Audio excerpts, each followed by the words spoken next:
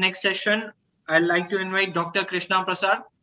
Welcome, doctor, and all other doctors. Welcome. Starting with our first speaker. So thanks, Raj. Thank you, sir.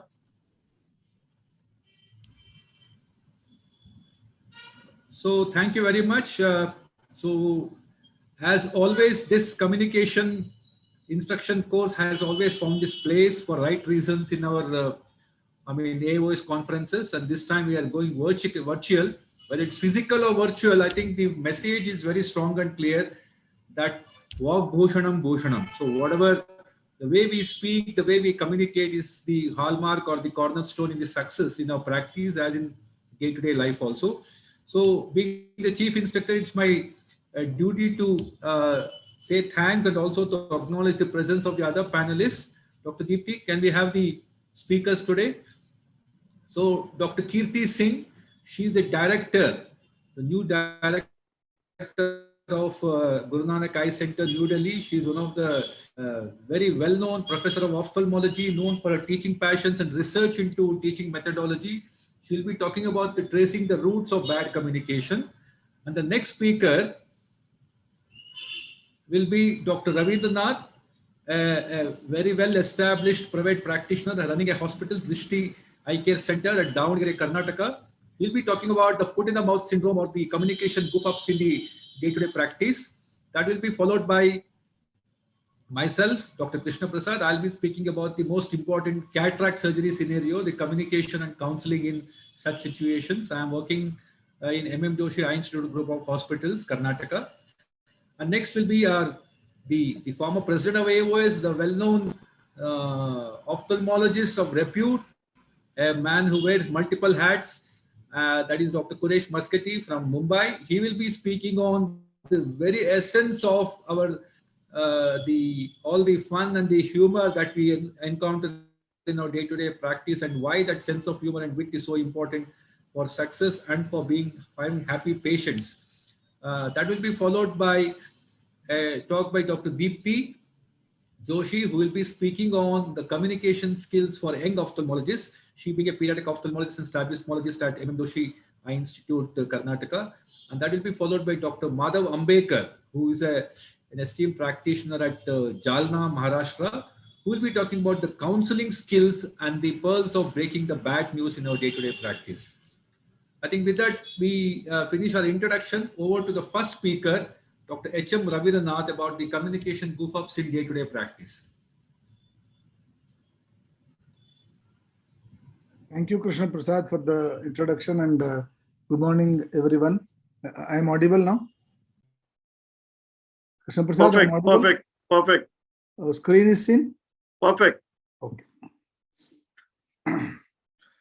Everybody would have had this share of experience and embarrassing moments with this communication mishap, communication gap in our practice. Everybody will have their own experience, and I will be sharing some of my thoughts and experiences for the reasons and how we can have some problems with communication gap.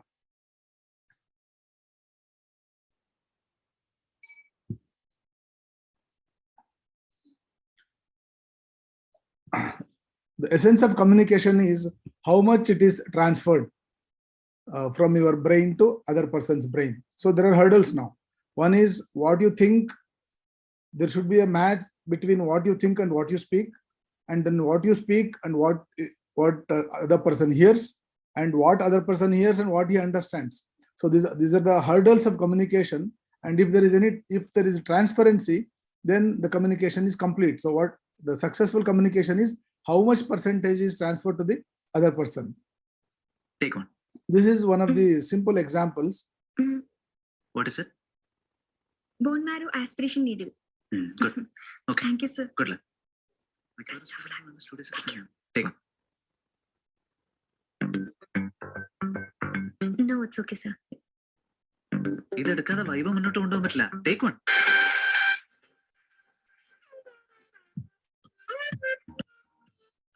So this can happen if you don't understand. This can happen, and we all know the biggest communication miscommunication problem in the history was Draupadi's marriage. So Arjuna wins Swayamvara and brings Draupadi to Kunti, and she doesn't understand what it is, and she'll share amongst yourselves. So the rest is the history. So this is a problem when you don't understand. The problem is the other minds hear what they like. So they may not understand and hear whatever it is heard. So what are the, coming to the root causes, what are the main causes of communication gap? One is assumption. So we assume that this person has understood, we assume the literacy level of the person, we assume the understanding level of the person. So many a times this happens. So if you assume and speak, half is said, so half is not understood. And sometimes when you are talking, lack of time, lack of concentration in your consultation period, and lack of knowledge by the counselor especially, and lack of clarity of what is going on, and underestimating and overestimating the other person. So these are the common problems. And the not the least, the communication, the language barrier. When I was doing my residency, we were new to Hindi, so we had seen Hindi only in movies. So one evening, a patient came and asked, Dr. Saab, aankh mein pani aa raha hai, kya karu? Then I told, wo sui le lo, saaf karo. Then he told, sui se kaise saaf karo? Then I showed Rui there. So this is a language barrier which can create embarrassing situations. And the similar sounding words like this is I told to cover iPad. Some of the problems can happen in OPD, waiting lobbies, where the problem happens with the waiting period. If you have not clearly told the waiting period, waiting time, how patients are sent inside, how they are screened, this lack of clarity can create a lot of problem. Every patient feels that he is waiting for a longer time compared to the other person. So this is one communication problem. Second is if there are same name, because in some areas, especially in our state, same name will be there. Like Manjunatha will be there, five people will be there in a day. So these kind of names, you can end up in dilating a wrong person's pupil. So once you are there OPD, this is, I think everybody have experienced a lot of embarrassing situations because of communication gap. Assuming things, especially assuming the relation, brother and wife come, brother and sister comes, you think they're husband and wife, or two friends come, they think you are couples and start telling, assuming that they are husband and wife. So this is very, very important, not to assume any relation. Whoever comes, you ask first, what is the relation, then talk. And then being, assuming the literacy level. Once one middle-aged lady came and I was showing her this e-chart. Then I asked her, what you are doing? Then she told, I am judge of this place. So this has happened with me. And assuming the financial state of the patient by looking at the addresses. So if somebody is poor looking, they may end up in multifocal package. So you don't know. Don't assume things. Second, being blunt on explaining the prognosis. This you should learn over the time. But initially I was telling, yes, no, this is a retinal degeneration, you can't get any vision. So better not to be blunt on explaining the prognosis, they'll get offended. And insensitiveness, this also comes by experience, sensitivity. Initially, once it happened like this, around 25-year-old lady married, she came, told that I can't see, especially after the first delivery, and she was myope. Then I told, you are bluffing, this has been there from childhood and you are telling now. Then my senior doctor told, no, it's not like that. You be diplomatic, then it will create a social problem. So insensitiveness. So these are many examples we can start giving in OPD. Everybody would have understood. And second is misunderstanding the diagnosis. So you use the same word, nerve, for everything. Glaucoma damage, nerve problem, ARMD, nerve problem. So when you attribute everything to the nerve, they'll end up in tomorrow, next day, they'll go to a neurologist and tell that there is some nerve problem in my eye and correct it. So you should really differentiate between what is optic nerve, what is retina, and what is glaucoma. And especially these chronic diseases like glaucoma. So they, if you don't explain them, they'll end up with a other pathy like homeopathy and other people. Places where pre-op counseling, like cataract counseling, Krishna Prasad will cover, but here using too much technical words, like telling the patient that you have got adult vitelliform macular dystrophy. So those words are not very easy to follow for the patients, and focusing too much on the machines and implants than surgical skill. So you talk of 20,000 lens, 25,000 lens instead of concentrating on the surgical skill. So tomorrow it will create a problem. He'll think that you have not done anything, only lens has done the job. Sometimes using very scary words, like I'll tell you, I'll explain vitrectomy. One junior doctor was explaining vitrectomy like this. We will make 3 holes in your eye, and in one eye we will put the torch, and in second hole we will put the tap, and in third hole we will put the scissor and cut all the blood and remove the blood and put the oil. So what patient should think? You are putting a tap, torch, and cutting things and putting an end of the surgery, put oil in my eye. So this explaining very scary words should be avoided, and over-promising things. So see, because of this commercialization, we have started oversimplifying and simplifying the surgery. Like it takes 2 minutes, no rest, nothing. It's just like coming and going. You will see everything tomorrow. So this is the problem. So over-promising is very dangerous sometimes, and missing out the options like post-op near vision. Everybody will think that they'll see distance and near vision clearly after surgery. So you should not forget to tell that monofocal lenses are there only for the distance vision. So OT manners, there is many embarrassing situations in OT also.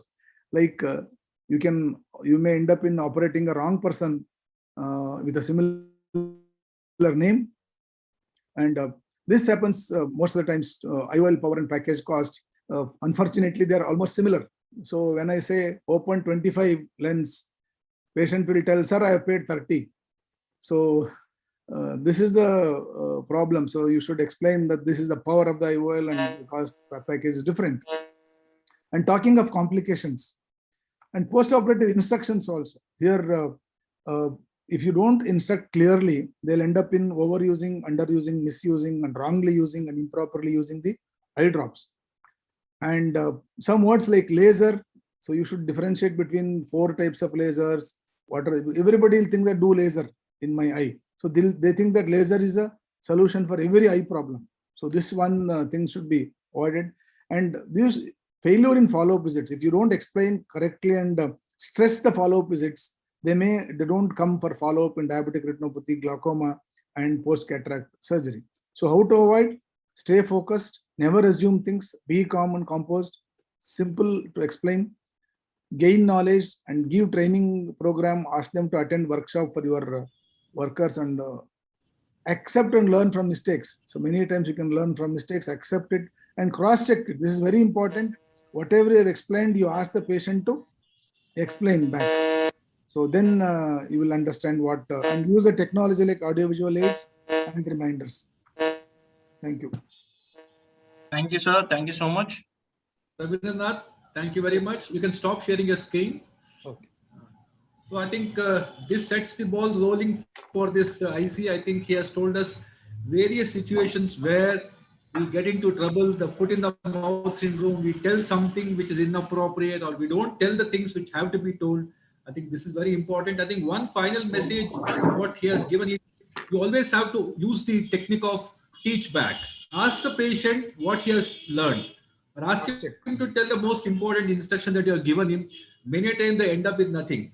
So probably we love our voice. The both conduction is better than air conduction. So we always keep talking, never trying to find out whether the patient has understood anything at all. I think the proof of communication is the patient telling you back what has to be told to him. I think with that, I'll go next. I'll be speaking on the most important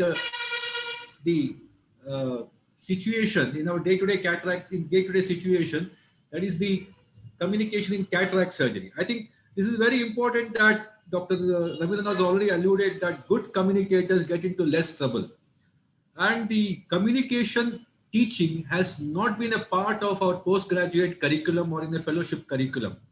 They just happen to learn it by default. If they're basically good communicators, rule the roost. If you are bad communicators without a proper training or a curriculum, many a times, many mistakes are done. It's a very mistakes. It's a very costly mistakes. So it has to be probably re-ingrained into our system. It's a soft skill which has been forgotten. I think we need to reiterate this. I think instruction courses like this will probably will go a long way in trying to educate everyone. This is not just for a beginner. Anybody, I've seen even some of the senior ophthalmologists making some elementary mistakes in communication. I think many times when we grow old, we also become cautious and arrogant, and probably, so this is where we need to kind of relearn these things. I think if you have a good communication, it always adds value to a surgical outcome. It is not that the 6'6" or 6'5" vision that makes a patient happy in cataract surgery. This we have learned, okay, over a long period, that the patient who is happy with the surgery is happy for sometimes non-clinical reasons, not because of the vision. Patient who is 6'5" can be absolutely grumpy, okay, can really, make your life miserable. Somebody who has got lesser vision, suboptimal vision, can sometimes be very happy, can be your brand ambassador. So using the right communication, understanding the situation is a definite, plus point for your surgical outcome. I think let me kind of start with the second eye syndrome. I think this is very commonplace that we in ophthalmology, we operate both eyes. The patient comes for the first eye. You operate, let us say, a topical phacoemulsification. Patient is extremely happy. He's so indebted to you. He comes and gives you sweets. He hugs you. He talks so nice words about it. And he's very, very happy. And you think that you have done your job. And the patient immediately asks for the second eye. I think asking for the second eye is another important parameter, the satisfaction index of the first surgery. When you do the second eye surgery, the hell will break loose. The patient after surgery is not happy. He has a lot of complaints. He says, doctor, you took 5 minutes for the first surgery. The second eye probably took pretty long time. He said the first eye was absolutely painless. The second eye, actually, I had a lot of pain. Then he said the first eye I could see immediately everything clearly. But now the second eye I'm not able to see that well. What has gone wrong? So this is even though the surgery is exactly same, is as per the plan, everything is same, the patient somehow. So this is because of the two evils of life, what we call as the comparing and the expecting. As everybody knows, if you probably forget these two evils, like if you don't compare yourself with anybody else, or if you don't expect anything from anybody, any situation, you'll be always happy.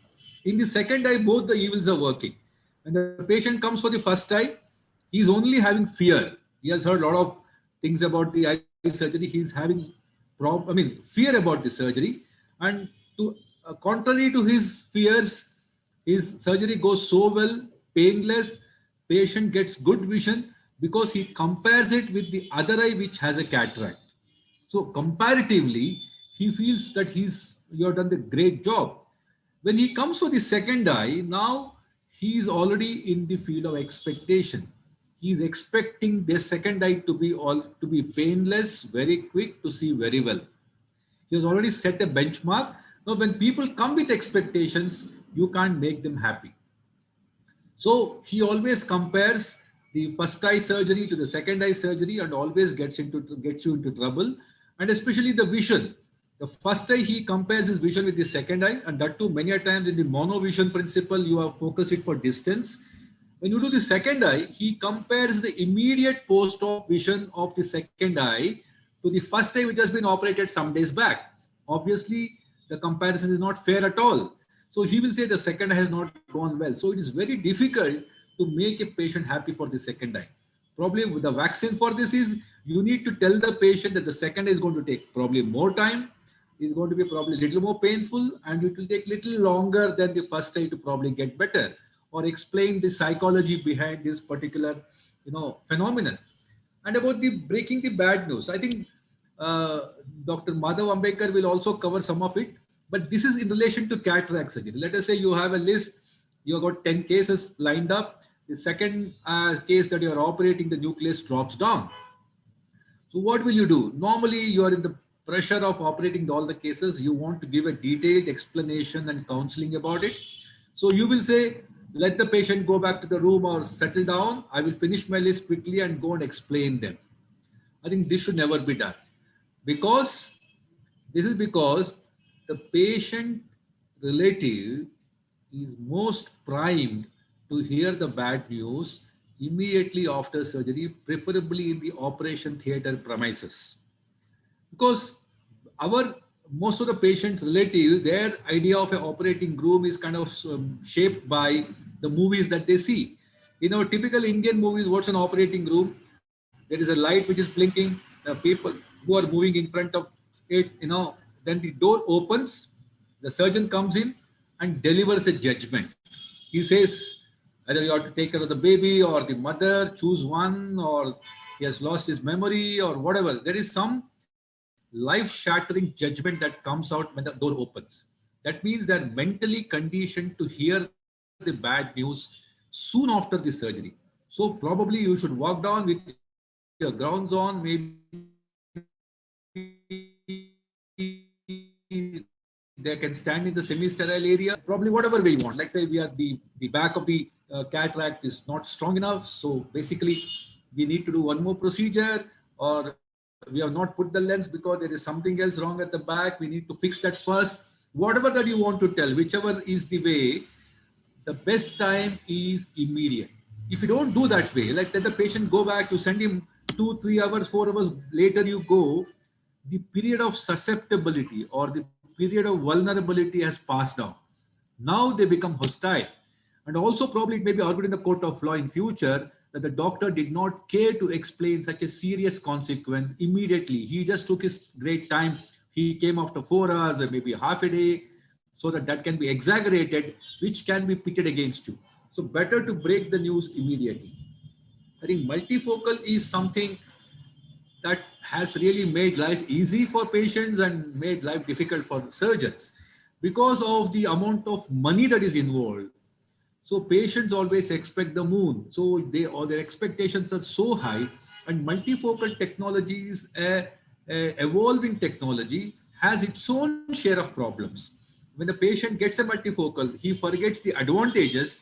He only looks at the negatives of multifocal, like glare, halos, and subnormal vision, loss of contrast.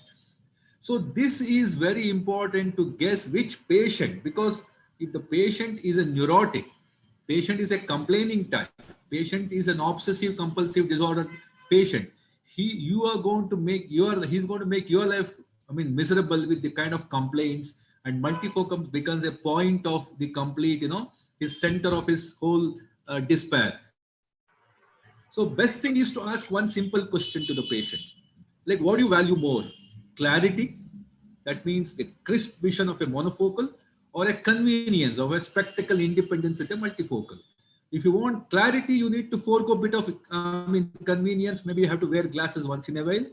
If you want convenience of not wearing glasses, probably you have to forego the clarity of around 10% of cases where you may have some subnormal contrast. I think this one question, the patient decides, probably he will be able to make a better choice, and you will be able to explain him or convince him when he comes back with the problems.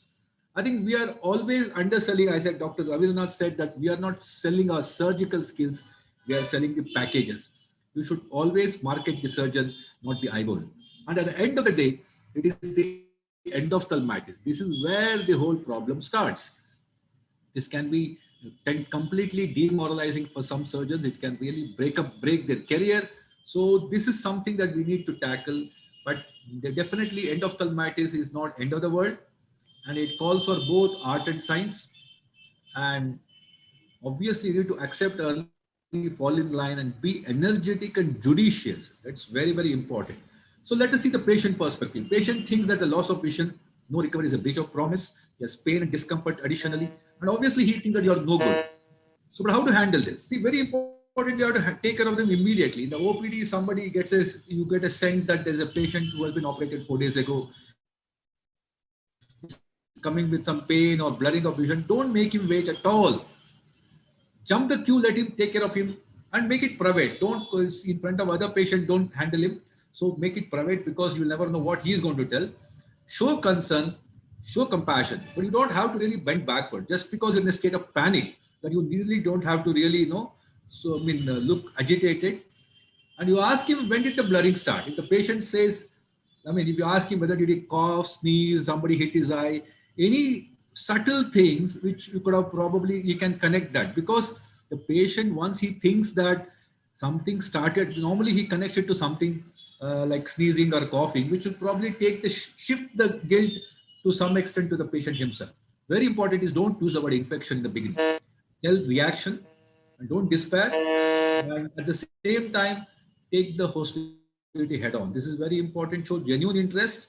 Finally, what happens? Patient becomes hostile, but later accepts it. You have to hold on to your nerves. Very important is avoid a medico-legal issues. You can always win the case, but always try to prevent it. You should anticipate, be ready, have a good advocate, everything. So with this, I would like.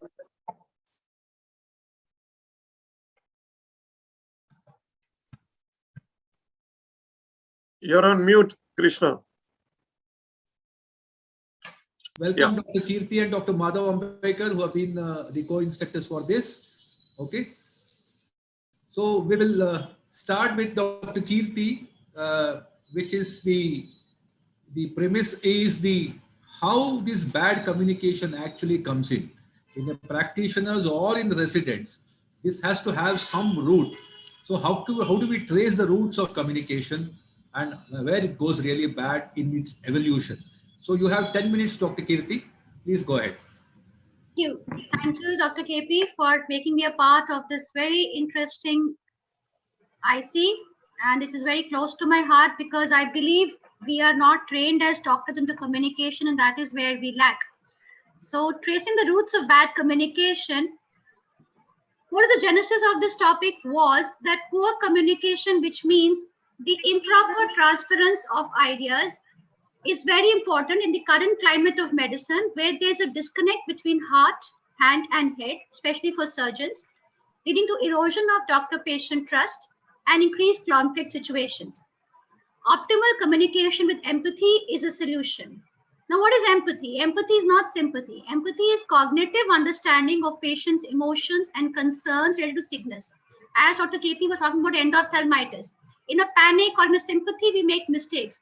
But if we understand what the issue is and how to handle it in an optimal manner, communicating the same to the patient, and that will be the solution always for any conflict situations. And since it's a cognitive element, it can be taught to our students who may or may not have sympathetic element. We are all familiar, at least my generation is familiar.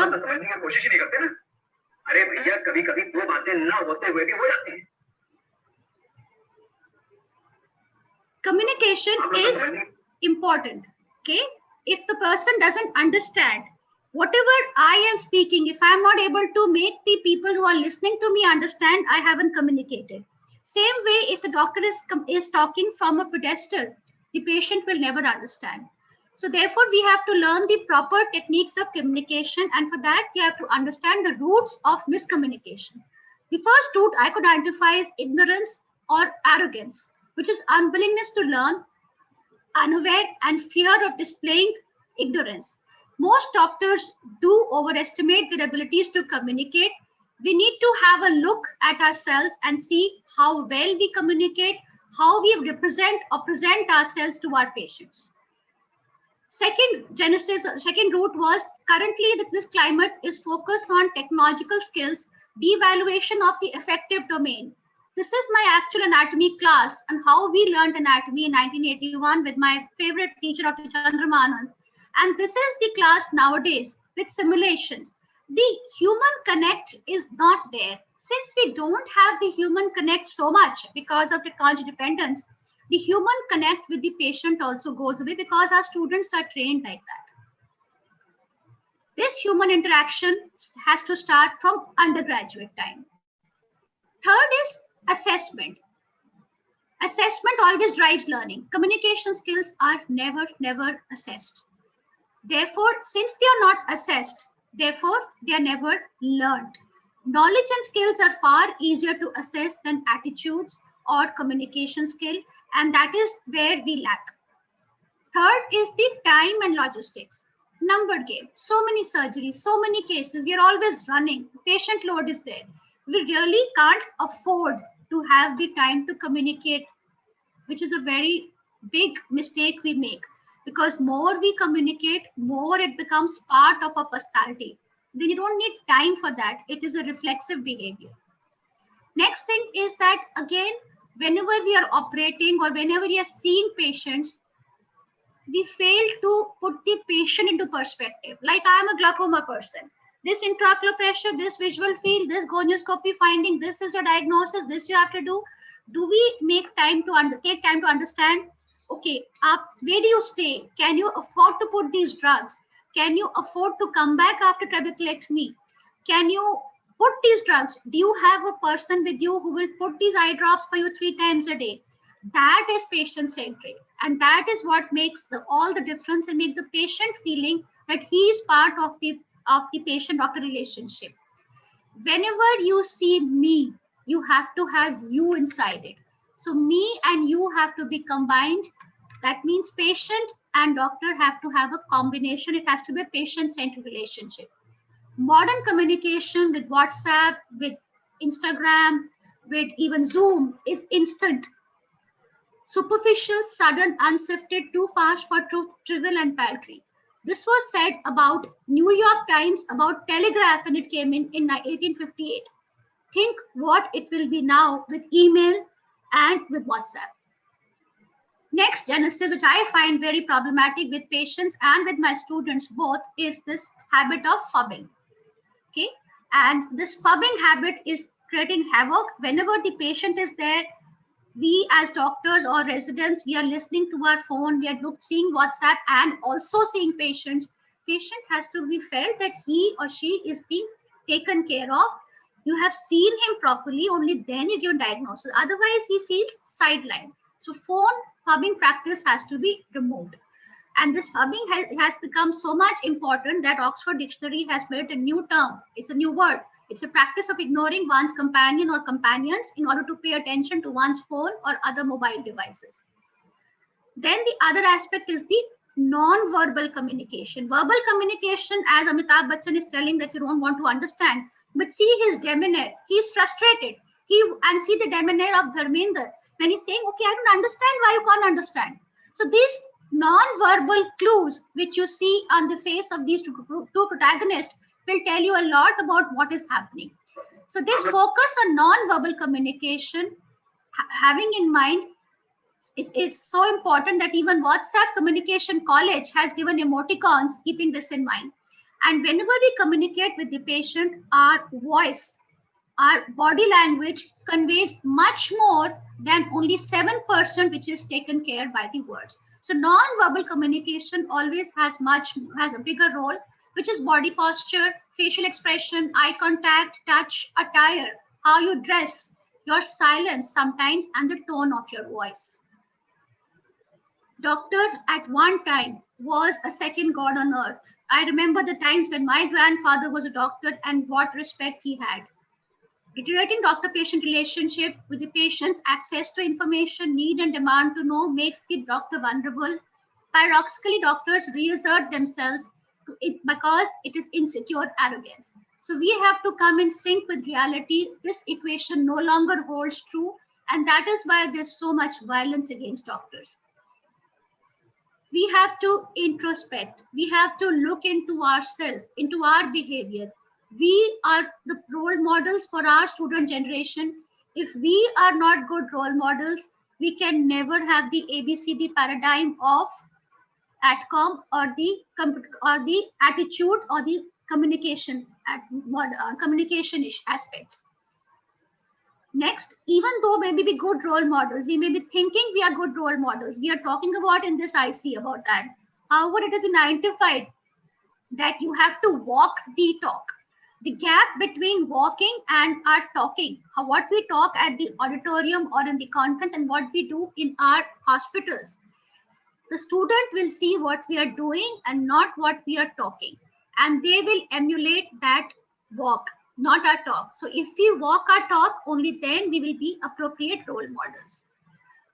Last, for any communication, the roots of problem in conflict, not for poor communication, for conflict, is that we don't give the proper informed consent.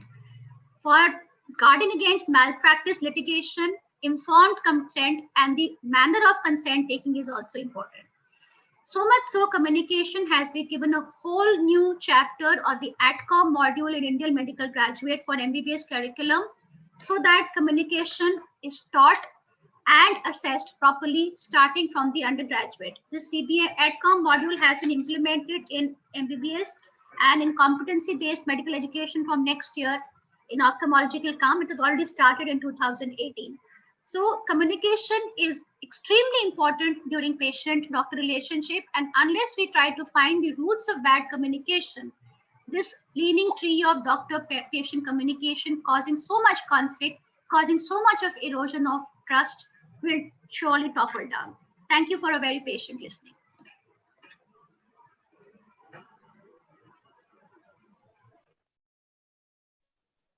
Thank you, ma'am. That was such a wonderful talk. Lots of points for us to take back as an young ophthalmologist. I now invite Quresh Maskati sir to give his talk. I think this is one of the most awaited talk, the wit and humor in ophthalmology, in counseling, as well as in our own day-to-day practice. Over to you, sir.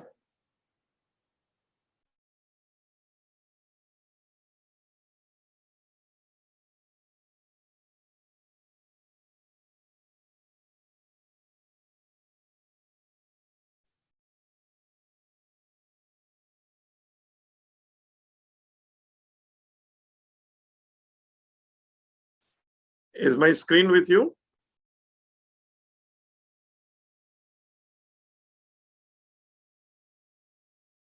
Can you see my screen? Yes, sir. Yes, sir. You are seen, your screen is now seen. I am seen. Now you share your screen.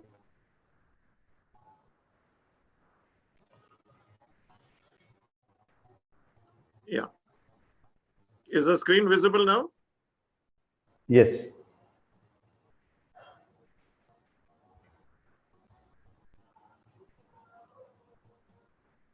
Visible, sir, visible. Yeah. Okay. So we'll go ahead. So sense of humor and speaking skills are essential for an eye doctor. And we've heard a lot about in the past few minutes about the communication skills that we need. We shouldn't be emulating the picture that you see over here. Why is it necessary to have a sense of humor and speaking skills? Because many patients have been scared, have been frightened by some other eye surgeon. They've come to me for a second opinion and somebody's already told them things they don't like to hear. Or they've come to you for the first time and are going to be frightened by what you're going to tell them. So the patients need to be put at ease. They will be more receptive to what you're saying if right in the beginning they're at ease. And when you're starting your practice as a youngster, it's your speaking abilities which will set you apart from your competitor in the initial stages of practice. Before your surgical skills become known, you started out in a small town. People don't know you. They don't know that you were brilliant and in a previous fellowship you got the best resident prize or whatever. It doesn't matter to them. They can see you, they can hear you. It's your communication skills which are setting you apart from people who've been there 10 years, 20 years. No, this new doctor talks very well. You have the time to talk. So use that time. You got 30 minutes, 45 minutes you can spend with a patient because you've got only 2 or 3 patients in the morning or in the day that you're practicing.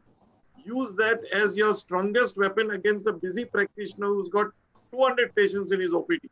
So before your surgical skills become known, it is important that your speaking skills should be known far and wide. Explain with examples that they can understand. So I always say the eye is like a camera and the retina is like the film in the back of the old film cameras. And if the person is above 50 years of age, I tell them, you will understand what I mean. Your son sitting here will not understand film cameras. So it's a joke because they know film cameras. The youngsters only know the digital cameras. So then I tell them that the retina is like the film at the back. And then I tell them that you pretend that if it's a young person, I tell them pretend it's a film camera, which you've not seen, but you've heard of, something like that. You can use models of the eyes or color atlas or patient software on a computer, whatever it is, to explain very graphically what you mean.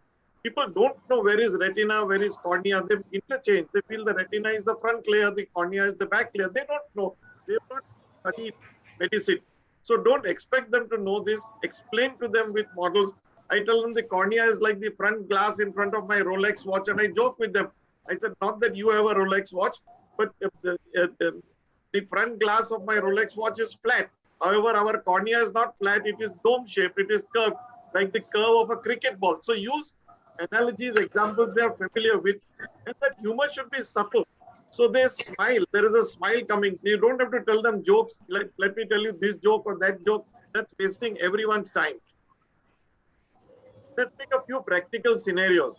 So they will ask me questions. Doctor, is my cataract ready for surgery? Now you are dying to operate the cataract tomorrow. The patient's has got 6/9 or 6/12 vision, and he's asking you this loaded question: is my cataract ready for surgery? So I tell them very frankly that it is important whether you are ready for surgery or not. Your cataract I can take care of today. I can take care of tomorrow. I can take care of it after 6 months or even after 1 year. How much of a handicap do you face? If you face an handicap, if you're not happy with your vision, I'll operate you tomorrow. If you're happy, we'll see you again after 3, 6, 9, whatever period you want to do. So you're telling them the truth. At the same time, you're putting the ball in their court, and you're using a little bit of humor. And then the second question, doctor, you'll be doing my surgery by laser. No, now what is laser? So I tell them that yes and no. My answer to this is always yes and no. I said I will be doing this surgery by what you think is laser. The actual machine is called phacoemulsification, but it's a very long word. So busy eye surgeons don't describe it because they feel that you will not understand. So they use the word laser. It's not actually a laser. It's a machine which is like my ball pen. And I show them my ball pen. And I say that the tip of the ball pen vibrates at very high frequency, 40,000 times per second. And it churns up the cataract. So phaco in Greek is cataract, is lens. And emulsify is liquefy, like to make carrot juice or orange juice. So I make it little light, and I tell them I'll be using this very powerful machine. And since I explained the word to you now, there's no need to call it laser. Another question, doctor, which IOL is the best? You'll be using the best IOL. Now the problem is when you got 20 different packages. I don't have packages. I have only monofocal and multifocal. There is no package in there. So I will explain to them about monofocals and multifocals and pros and cons. Once they've decided on that, I will tell them you leave the IOL choice to me. So I tell them that this is my cost. I don't have counselors. I have a solo private practice. I tell them this is my cost of surgery. And if they can't afford it, mentally I can drop the cost by 10,000 and put a lens which is little less expensive. But that is all in my mind. I tell them I'll put the best lens possible for your eye. And they say, doctor, you're not giving me a package. The previous person I went to, because they come for second opinion, had shown me 20 different packages. So I tell them, yes, when you go to a restaurant and you have to choose between kali dal and yellow dal, you know which is best. So you can choose. You like kali dal, you'll say, I want kali dal. If you like yellow dal, you'll say, I want yellow dal. But here, if I tell you that this lens is 100 rupees, that is 200 rupees, you won't know which to choose. So let me choose the best for you. Ah, doctor, that's fine. And then you will use only drops anesthesia. If you're using drops anesthesia, you can say truthfully, yes, I am of the old school, so I use a peribulbar block. I don't use topical. So how do I defend myself? So I'm not defensive. I tell them, yes, we can use drops anesthesia, but then my BP and pulse rises. Your BP and pulse may rise. So it's better that we are all comfortable. And I'd rather me being comfortable than you being, so little small injection, and that's it. So I convert my so-called weakness that I don't use drops anesthesia, everyone around me uses it, into a strength by telling that I'm sorry, but we want to be comfortable. No, what's the point? And you guarantee I will not need glasses after surgery? I said, no, I don't guarantee that. We'll try and make you what is called spectacle independent, that for most things you will not need glasses, but to see extremely fine things, for example, to see your spouse, you may not need glasses, but if you want to see the printed work on the border of her sari pallav, you may need glasses. So again, use a little bit of subtle humor to change the situation. In glaucoma, doctor, I find it difficult to remember to put my drops. Is it okay? So I tell them, yeah, it's okay. I mean, occasionally we all forget things, I forget to have my lunch sometimes. But don't make it a habit. If so, then ask a caregiver to help you or have some schedules or whatever. Will I go blind because of glaucoma? So I told them, no, you come to me. My job is to see that we at least preserve this vision. Tell them, of course, glaucoma. Don't scare them. Glaucoma is a one-way street. Glaucoma is a one-way street. Jo gaya so gaya. That's not the way. You tell them, no, you've come to me at the right time. You got fair amount of vision, irrespective of whether it's tubular or 40 degrees or 60 degrees left. You got a fair amount of fair is difficult to decide. You are also fair, they are also fair.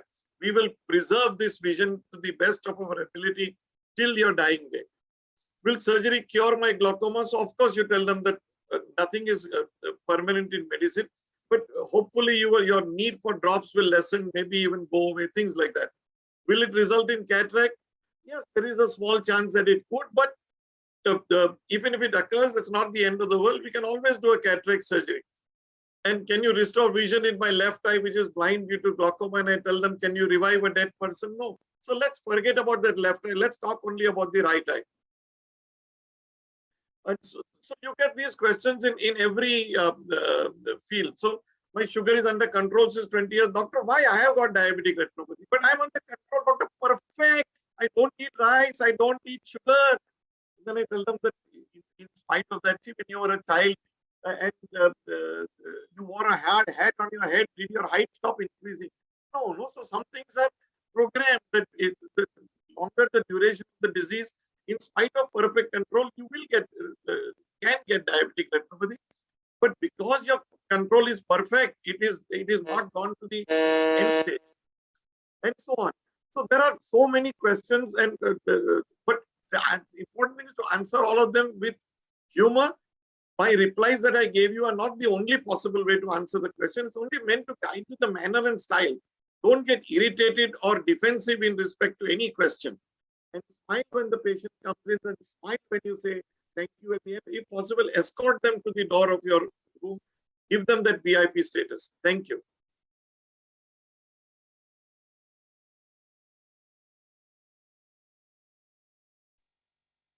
Thank you, sir. So with this, I would like to start my presentation. Is it visible? Yes. Just a minute.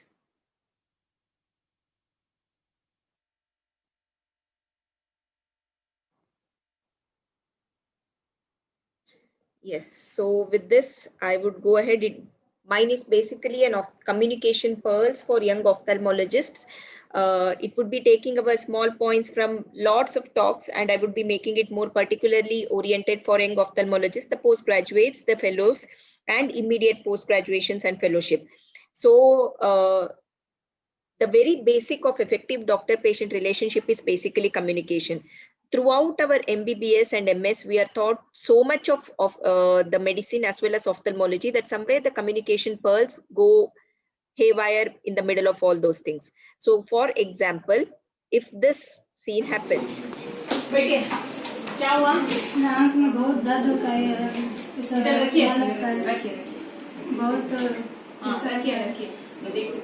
Pen बहुत रहता है, खुजली बहुत करने। हाँ रखिए, बस हुआ, पीछे जाए। कैसा है? आप बाहर बैठिए, सर एक बार देख लेते हैं। हाँ? 10 मिनट बाहर बैठिए, उसके बाद सर देखते हैं। So what was happening? The patient was trying to explain her problems, but the doctor didn't have the patience to listen. The lesson number 1 to all the young ophthalmologists here: listen. Do not hear for the sake of hearing, but listen, do understand. It is one of the most difficult skills to acquire as a postgraduate or as a fellow. But I think listening itself may be therapeutic for most of the patients. They have come to us to vent out their problems. They have come to us so that someone can hear out their problems. We need to keep our mind open. We need not say every time, ha, yes, okay. Just a nod and silently and patiently listening to them does a wonderful job, as wonderful job as giving medicines or performing surgery to them. Now let us go to the second scene. Things can go haywire in the OT also. Listen to this. यार वो shit drop हो गया, अपेक्षा ये drop हो गया यार, Can you please do it? हाँ क्या करूं अभी, क्या करना है? बोला था ना तुझे छोटा रेक्सेस नहीं करने को, हो गया ना अभी कॉम्प्लिकेशन। अभी क्या करेंगे? क्या करूं? रुक मैं वॉश होके आती हूँ फिर देख। Okay So what happened here? That she was operating in the OT. Yes, all of us are bound to have complications. The patient who is lying down on the OT, his eyes are draped, but not his ears. His ears are, when one senses goes down, the other sense becomes more active. She used the word shit. She used the word complication. She used the word bola tha na nahi karne ko. So that shows that the one who was operating was not experienced. In maybe we all go through these phases, but I think utilizing our better communication skill as to not maybe just nodding our head and inviting the fellow person in the OT to come over there. The fellow person can definitely look inside the microscope and find out what is the complication rather than just uttering the word that yes, you have complicated the scene already. The similar thing can happen in OPD, in the OPD also. Doctor actually क्या हुआ, 3 दिन पहले मेरा operation हुआ, अच्छा दिख रहा था, अभी कुछ नहीं दिख रहा है, एक दिन से कुछ नहीं दिख रहा है, बहुत दर्द हो रहा है, बहुत दर्द हो रहा है।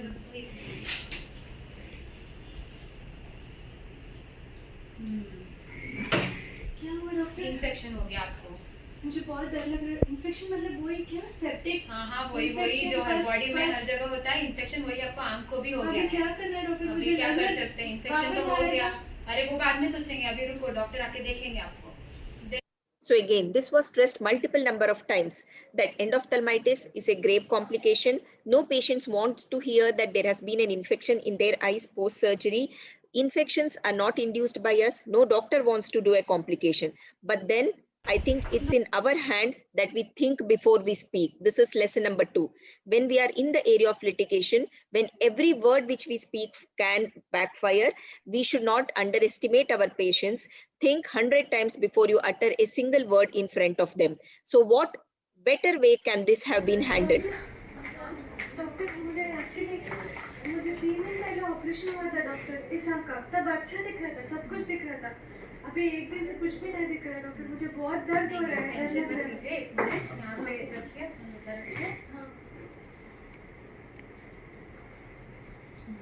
डरने की कोई बात नहीं है। आप करेक्ट टाइम पे आए हैं, थोड़ा सा रिएक्शन हुआ है बस, करेक्ट टाइम पे आए हैं, टेंशन दर्द कम हो जाएगा, अभी ट्रीटमेंट लेंगे, अभी बैठिए, अभी सीनियर डॉक्टर आके आपको देखेंगे, टेंशन मत लीजिए। पानी चाहिए आपको? कुछ प्रॉब्लम नहीं। It's just a single word. When the word change from infection to reaction, and when we are empathetic towards the patients, the whole of the attitude changes. She may not regain her vision, or she may regain her vision only partially. But that empathy, what we show towards our patients, make them have a better trust in us as compared to what was done in the previous scene. Now coming to the scene 4, which madam had told us forbidden. No, not that photo on the Facebook or Instagram, please. Not that. Please crop me if you're putting that photo and edit something, do something, put some beauty face, do something. Okay, I'll get back to you in some time and I'll send you one more photo which you can put. चश्मा निकाल ली? क्या हुआ? आंखों से पानी जा रहा है डॉक्टर को। इधर आना एक बार। ये सब कब से हो रहा है? 10 दिन हो गए डॉक्टर। हाँ ठीक है। कुछ दवाइयाँ ले रहे क्या? नहीं कुछ नहीं doctor. Hello? Yeah, I've sent the photo which you should upload. Please upload that photo, not this one, and tag me also. And do some nice editing work, please. एक minute, I'll get back to you. You can look at the patient's face over there. He's desperately waiting for her attention, but she's constantly on the phone, and that is basically sidelining the patient in the middle of our activities. This is known as a distracted doctoring. We all have our own mobiles, have our own personal life. There is definitely saying no to it, but then we need to make a point that we take a break. I make a rule that after every 5 patients, at least I take a break for 5 minutes. I go check my mobile for any important WhatsApp messages, any important messages from the patients, my own children who are right now at home in the middle of COVID breaks, or from any of the close members. So you can answer them, come back and start your work. If a patient uses his mobile in the middle of my OPD, it irritates me. The similar thing can happen with the patient, that if we use the mobile or screens in the middle of their checkup, it definitely irritates them. The rudeness begets rudeness. We need to understand this.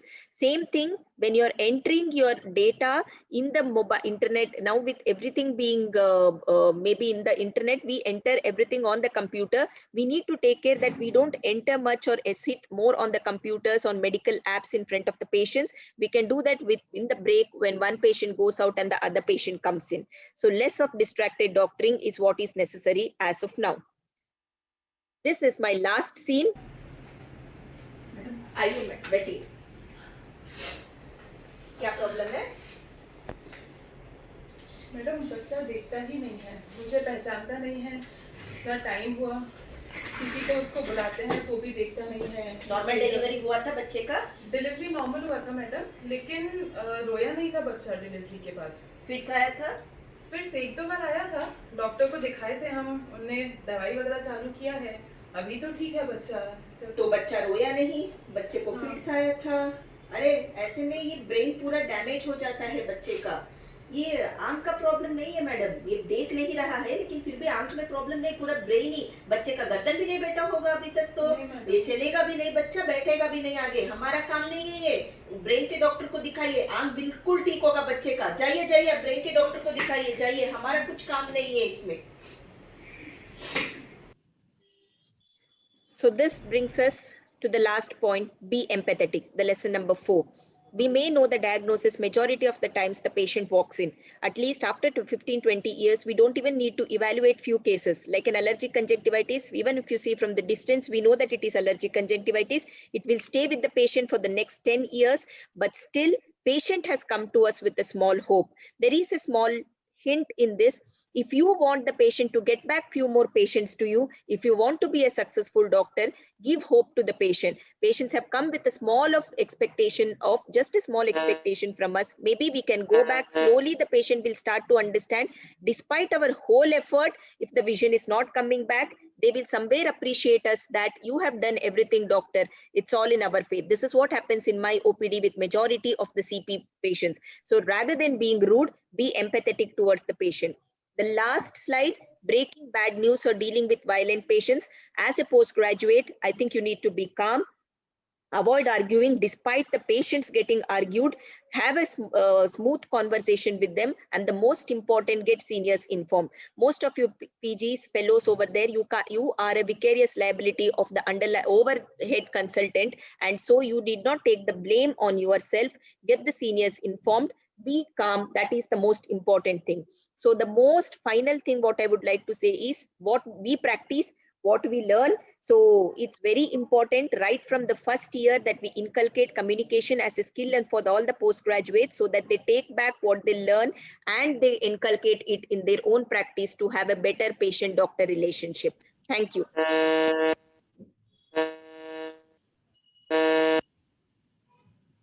Excellent, Dr. Deepti. That was a real nail on the head.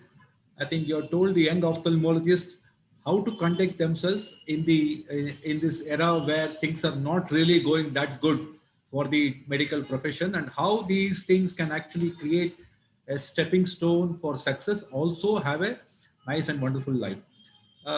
Dr. Quresh's talk is next, right? He's finished, sir. He's finished? Madhav sir is next. Only Dr. Madhav. Okay. So Yeah. now that leaves the last co-instructor for this inspection course, Dr. Madhav Ambekar from Jalna. He will be speaking on the counseling skills and breaking the bad news, and how these counseling skills come handy for having a happy practice. At the same time, have to have happy patients. Dr. Madhav, you can share your screen. Yeah, I'll start sharing my screen. I have to just start with this. Dr. Qureshi, till Is it seen now? said, what Yes. I tell to my student is, to my patients is, जो बाकी है वो काफी है, जो खो गया उसे भूल जाओ. Wonderful. Glaucoma blindness, जो बाकी है वो काफी है. Wonderful. Yeah, I think you have to जो tell them, जो be बाकी positive है, in what they have. Yeah. जो बाकी है वो काफी है. So Yeah. is it Beautiful. seen now? Yeah. So counseling, I think most of us are on the same line, that counseling about everything and breaking the bad news. Probably what KP has said, is everything applies to all of us, that we need to have a patient listener to have a better communication skill. That's the most important, that we need to be a good listener first. And it is the most important part for the success of every person, that if you want to have a better communication, and as Dipti has said, that if you want to empathize, then it is always better to be a good listener first, and then it will give you a success in terms of good work, good repute. And for that, you need to be a soft spoken person, as everybody has said. So what happens during the first visit? It is always that first is the last impression, almost everybody knows. So feeling of that getting connected is most important from the patient's point of view. So patient has to feel that the doctor is getting connected with the person, even if it is coming for the first time. Doesn't matter that you don't have to talk so much of a personal, but then finally you should show the empathy to say that yes, you are understanding what are his We are problems. still on the first slide. Oh, you're on the, no, but then for me it's changing. Okay, is it seen now? Yeah. Put it on slideshow. Go for the slideshow. Go for the slideshow mode. It is on the slideshow only. No, is it seen now? Not. It's on the slide sorter view. This is slide sorter. Okay. That's is it right. now? Click. Yeah. Is it seen now? Not moved? No, it's not. It's not on slideshow. Okay, but then is it seen now? Yeah, it's well First seen. visit? Go ahead. Yeah. First visit. Yeah. Go to feeling of that slideshow. Oh, but then is it seen that the first visit? Because if I go on the slideshow, it is not giving me the full view. It's okay. Okay, doesn't matter. Yes. Stay with this. Feeling, that's okay.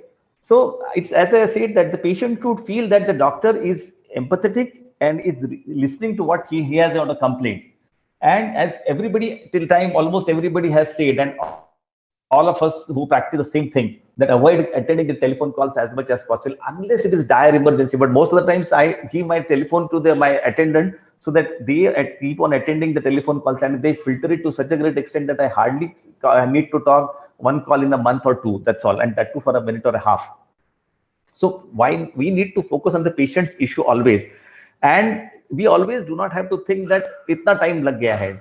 So the chair time is not the important thing. Wherever it is required, it is always better to give some extra time, and counseling becomes the main crux of the story, because time, everybody in the current context wants it most urgent. I don't think that most urgent is required. The body language of the patient would always give you some hint that what is going to happen.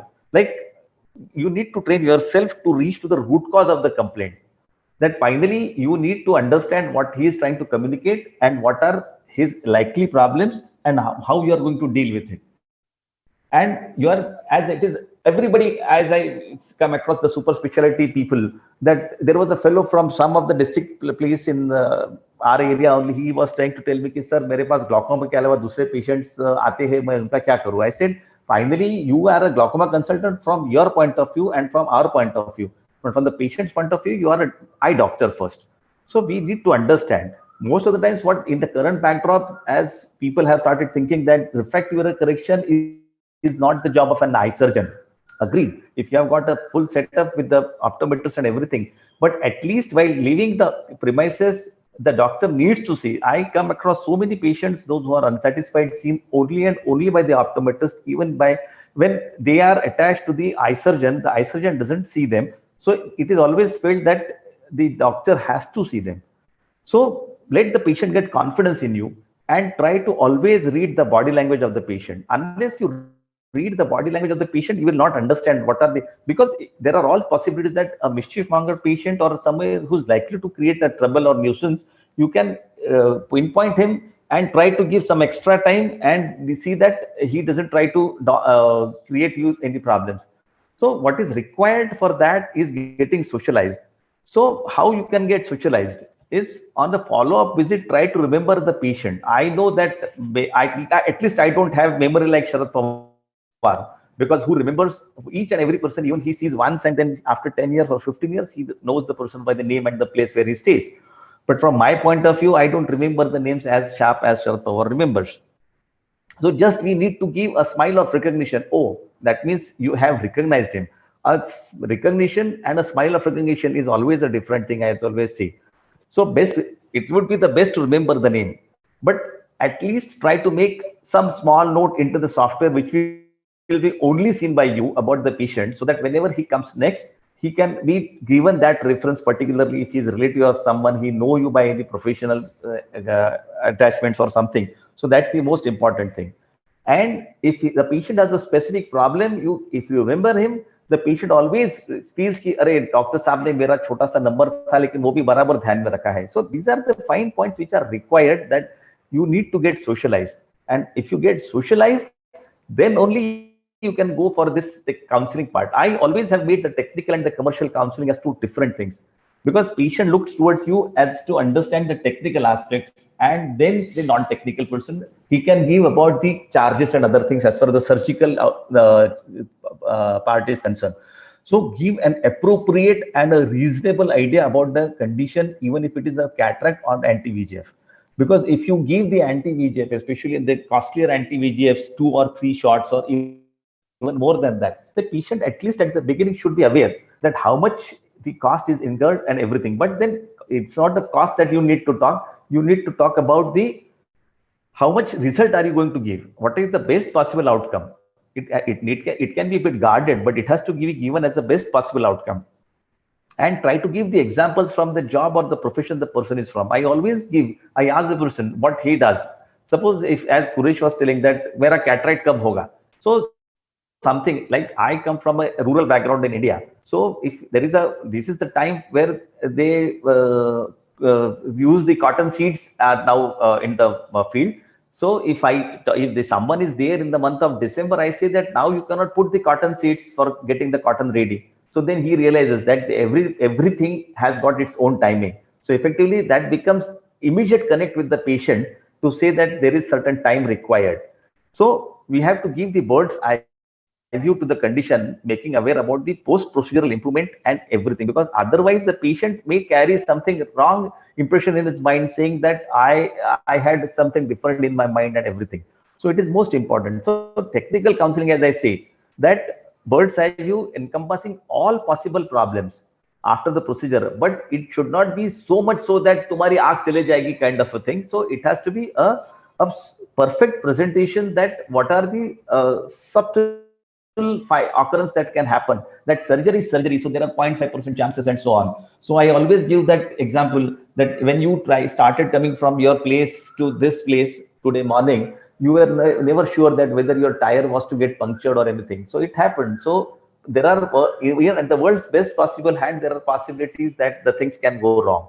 So especially in the terms of guarded prognosis or ARMD or any in such cases or multifocal IOLs, we have to be very particular about explaining, because more the amount spent, more are the expectations of the patient. So it is always better that more costly VEGF, patient feels that no, tomorrow morning I should start seeing. Multifocal, that you have to specify that the spectacle dependence and spectacle independence, that dependence will become less, but there are less possibilities that you will not need the glasses. But for extreme fine reading, sometimes you may need the glasses, but then this has to be subtle. You need not be very aggressive to make the guarded things first, but communication needs to be perfect as far as this is concerned. Then comes as the technical and the commercial counseling. Get confirmed about the patient and the relatives to understand the technical aspects of his or her problem, and then transfer this person or the patient along with the relatives to the counselor, where he gives detail about the procedure and the cost and everything.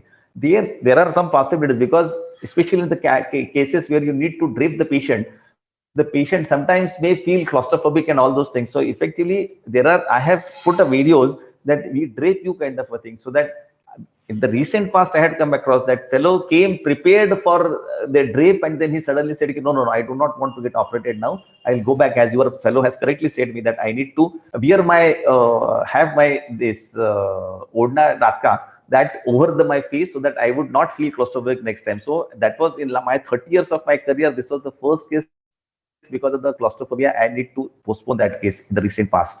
So now getting back, as everybody said, that breaking the bad news, giving the baseline idea or whatever has happened on the table, and there is nothing to hide. This is most important. There is nothing to hide. I repeat that there is nothing to hide, but it does not mean that you should threaten the patient ki tumhara aankh chala jayega. But realistic presentation is mandatory, and keeping your own calm. I think that is another thing, that you need to have your own calm. As Ditya correctly said, that nobody, all of us are likely to have any complications, but then effectively how you present them, and try to maintain yourself as much normal as possible, so that effectively you can always keep your calm, and for which I think practice only makes you to reach to that level. Unless you are at that particular level of attaining your seniority or your calmness of mind, it doesn't work. Because then what's the base time for breaking the bad news? As correctly said by Dr. KP, that immediate post-op is the base time. In fact, if there is anything in the midst of the list also, it is always better that you come out, talk with the patient, and because that's the time, because there were chances that somebody who is primarily for the multifocal, and if you notice that there is a PC rent, normally I don't use that if there is a PC rent. So effectively, I always tell them that there are some possibilities that on table we may need to change from multifocal to monofocal. And then obviously you're ready to accept, the patient is ready to accept such results also. So there are certain areas you leave to their imaginations and make them read between the lines also. But that does not mean that you should be hiding the stories, but your body language needs to be assertive and meaningful, because unless it is there, otherwise, good news and bad news, because nowadays there are all our net gurus, so they will go on the net, try to search blah blah blah, and they'll come with the, but then you need to make them aware that net is going to give you the information, it is not your knowledge. Finally, to convert your information into your knowledge, you need to have the wisdom. Otherwise, making a bomb is also available on the YouTube, but that does not mean that I can make a bomb or defuse the bomb. So effectively, it is always better, because recently in our area there was an incident that a fellow prepared a bomb and then he could not defuse, so he was so shit scared of everything, and he reached to the police station to make them aware that now he has made a bomb and he needs to defuse the bomb, kind of a thing. So, but most important thing happens is the assertive communication, where keeping your own calm. So effectively that would give you a perfect idea how the patient is going to behave in future, and you can have a breaking the bad news also. So what can happen with the before is this and after is this. So give them a precise idea about what has happened. When I'm once again thankful to KP for giving me this opportunity to be the part of this this webinar. Thank you. Thank you, Dr. Madhav Ambekar. I think that has summarized a whole lot of things, like how we really need to conduct ourselves, and how a good communication can avoid sore feelings in the OPD, and also make patients happier. I think all of you will agree that it is not the result in technical parameters like a vision or anything. It is basically the patient's experience. So the overall, we have to work on the patient experience to make it better. I think the communication is the way by which that's a very important part of enriching the patient experience, so that they become our ambassadors of goodwill, so that they come to us regularly, so that they are they are taken care of. And also, we don't really need to spend money on any advertising. They themselves will do it for us. I think Krishna, just one question, if I may. I've forgotten my anatomy. Where is Broca's area? 22. Area 22. You assume. See, this is the problem that we've been saying, that we assume our listeners know everything. Don't assume that even the panelists know where Broca's area is. I know it is somewhere in the brain, but no idea more than that. Especially if you disuse it, it goes into disuse atrophy. So most of our Broca's area is into disuse atrophy. But Koresh, I think for you it is not a disuse atrophy. You are so communicator. In fact, you are the role model for so many young ophthalmologists. No, the point is, and why you are yourself is also young. So success is elusive. So Broca's area is also elusive. You need to keep searching throughout your life. You never actually find it. I'll try and find it before next year's session.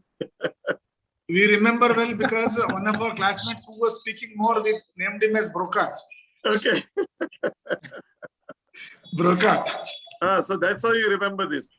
Actually, there is a book called by Carl Sagan, Broca's Brain. If anybody has read that, Actually, in one of the museums in Netherlands, there is his brain is preserved. Dr. Broca's brain is preserved, one of the greatest neuroanatomists. And the title of one of the Carl Sagan's bestseller book is Broca's Brain. Okay. Of course, nothing to do with communication, but it's about something else. Astrology. I take this Raj, opportunity to invite everyone to the next session, Yes, which sir, I am I'm here. conducting in the same hall. So 7 minutes left. Thank Yeah, you. so, Thank you, KP. After this, KP, there is a session on use and abuse of social media to 7 minutes enhance left. our practice, which I'm conducting in the same hall. So Minutes. those who are here with us, please stay with us. We'll start at 1 o'clock. Oh, it's KP, I immediately think looking at next. Oh, definitely. No, We will but log in with KP our mobile. Yes. We will log in with our mobile and continue to work in between.